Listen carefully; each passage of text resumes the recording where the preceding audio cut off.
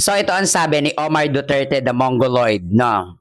10 billion peso is a small amount of money. Kung sabihin mo na yan lang ang network ng Tita Sara at Tito Mans, maliit yan. Normal lang sa mga politiko na maging bilyonaryo. Kaya nga naging politiko para tumulong sa mahirap. If you don't have money, how can you help the poor?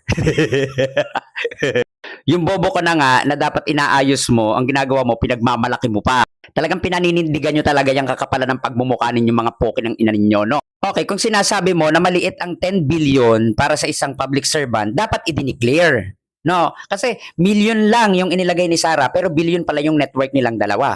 Diyan pa lang sa sinasabi mo, meron ng mali.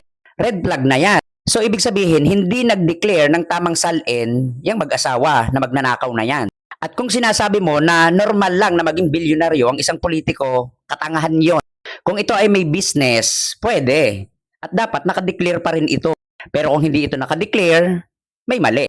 Illegal ang pinanggagalingan. The reason kung bakit hindi iniligal. At para sa kaalaman mo, pumapasok ka rin lang naman sa politika, hindi mo pinag-aaralan yung kilos at sinasabi mo.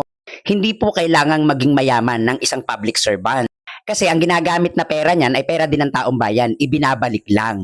Pinagkakatiwalaan kayo para itulong sa taong bayan. Kaso ang ginawa ng tita mo, ninakaw, hindi itinulong. Kinanya, ganon. Alam namin Duterte ka at talamak sa iyo ang pagiging makapal ang muka. Manang-mana ka sa iyong ama na may 51 billion na hanggang ngayon wala pang kalinawan. Baka naman nawisikan yung iyong 7-Eleven dyan. Malalaman mo talaga pag mga DDS, no? Talamak ang pagkakapal ng pagmumuka. Yung hindi mo na nga ginawa, pinagmalaki mo pa, natanga ka.